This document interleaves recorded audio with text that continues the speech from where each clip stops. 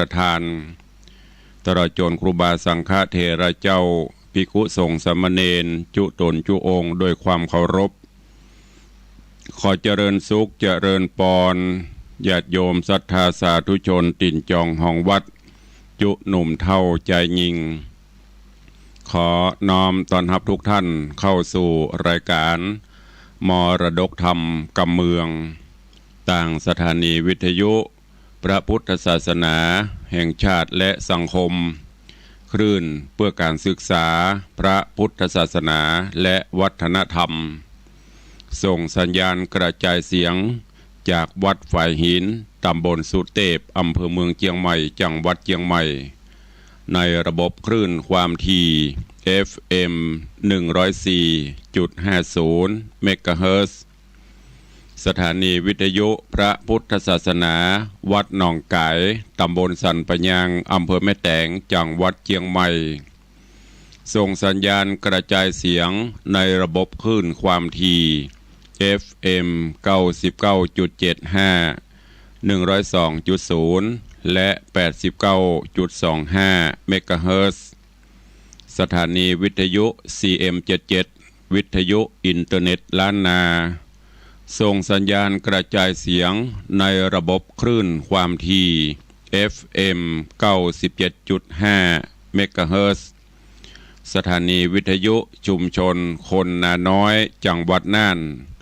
และสถานีวิทยุพระพุทธศาสนาจังหวัดเชียงรายส่งสัญญาณกระจายเสียงในระบบคลื่นความถี่ FM 99.50 เมกะเฮิรตซ์ตลอดจนวิทยุชุมชนเสียงตามสายหอกระจายข่าวตามวัดวาอารามตามหมู่บ้านต่างๆที่ครูบาสังฆะท่านเจ้าอาวาสตลอดจนต่างป่อแก่ป่อแคว้นได้เปิดออกลำโพงหอกระจายข่าวเสียงตามสายของวัดวาอารามของบ้านต่างๆเพื่อญาติโยมศรัทธาได้สดับรับฟังกันอยู่ในเวลานี้พร้อมกันนี้เจริญปอนญาติโยมที่ได้ติดตามต่างเฟซบุ๊กเฟซไลน์ต่างเว็บไซต์ต่างๆบอกว่าจะเป็นเฟซบุ๊กของวัดวังสิงห์คำเฟซบุ๊กของ104ธรรมะคลายเครียดเฟซบุ๊กวัดไฟหินเฟซบุ๊กของตันตุเจ้าบ้านนอกทิตะสิโปตลอดจนหลายๆเฟซบุ๊กที่เป็นญาติธรรมในรายการได้ฟังแล้วก็ได้กดแชร์กดไลค์ส่งต่อๆกันไปเพื่อให้ญาติธรรมได้สดับฟังเสียงธรรมะกันอยู่ในเวลานี้รายการนี้ดำเนินโดยกล่าวกับผมอาตมภาพพระครูวิสิทธิ์ศรีลาภรณ์เจ้าคณะตำบลป่าแดดเจ้าอาวาสวัดวังสิงห์คำตำบลป่าแดดอำเภอเมืองเชียงใหม่จังหวัดเชียงใหม่เป็นผู้ดำเนินรายการก็นำธรรมะสาระปืนบ้านปืนเมืองทำข้าวมาเทศนาฮือท่านทั้งหลายได้รับฟังกันเป็นประจำถึงวันตั้งแต่เวลา6 โมงถึง7 โมงเช้าโดยประมาณยกเว้นพี่น้องที่ฟังสัญญาณจากดอยม่อนจำปีวัดพระแก้วจังหวัดเชียงรายก็ฟังกันเมื่อค่ำยามคืนต้องกราบขอบพระคุณในเมตตาบารมีของท่านผู้อำนวยการทุกสถานีเจ้าหน้าที่ช่างเทคนิคผู้ควบคุมการกระจายเสียงทุกท่านทุกสถานีตัวเองและขอบคุณเจ้าของ Facebook ทุกท่าน